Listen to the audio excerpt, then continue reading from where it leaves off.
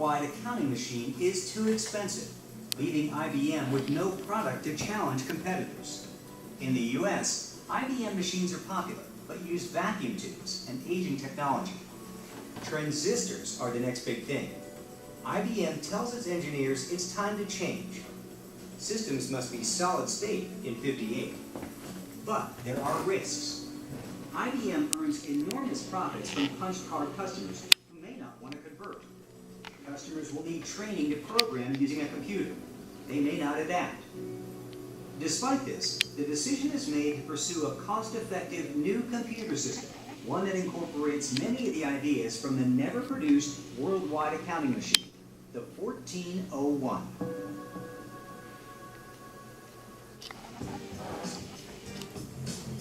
The driving force was new technology. Fran Underwood was the architect. We, of course, immediately began to define not just the architecture, but what became the 1401 system.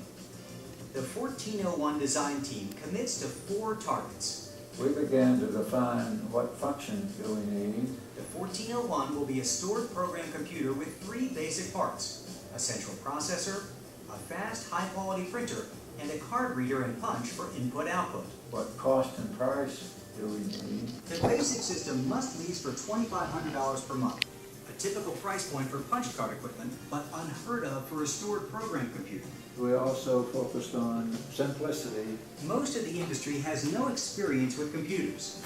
The machine must be simple for an easy transition. And finally, schedule. That was more or less as soon as possible. IBM plans to unveil the 1401 in a closed-circuit TV broadcast on October 5th, 1959. This design required a lot of art. You just had to invent stuff and take it on faith that it was going to be all right. We were converting from decades-old acceptance of wiring panels. And at that time, stored programming was coming into the field. These are our goals, and we're not changing them. Chuck came in and said, my God, this thing is a blockbuster. It's going to sell thousands of these things. We decided that this was so big, we really had to go big. As the tape date approaches, there's a problem. At that time, the world inventory of 1401s consisted of a machine in the test lab. And if we took it out, we'd blow the schedule. The team can't risk moving its only working prototype to a TV studio. A mock-up is hastily assembled. And those tape drives were spinning like crazy. Boy, the engineers standing behind them and spinning them by hand. And battery-operated lights flash on an empty box. So that's how we filmed it. 50,000 people tune in for the debut of the 1401 Model Number 1.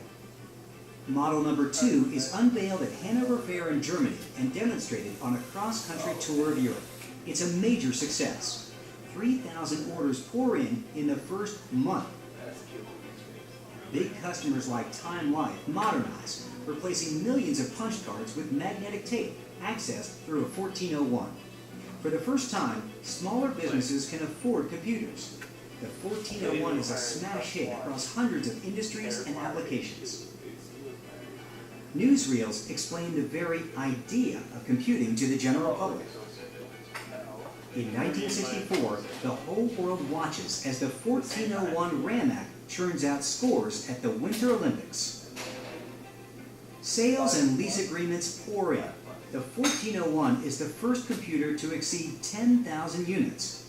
By 1965, nearly half the computers worldwide are 1401 models. But the dawn of a new era gradually gives way to the hard light of competition.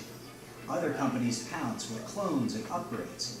IBM itself announces the System 360 in 1964. The market matures, and in 1971, the 1401 line is discontinued. It's an incredible run for a computer, but the 1401 gradually fades away. In 2003, a 1401 shows up on an auction website. It's been out of use for 30 years and is in sad shape. No one bid on it, but one of the volunteers at the museum here brought it to the attention of the museum. At the museum, we saw the potential of recreating a 1960s-era punch card computing environment for visitors to explore. the IBM 1401 was the ideal machine to feature. The old 1401 is crated and shipped to 1401 Shoreline Boulevard, the Computer History Museum. But will the connoisseur run again?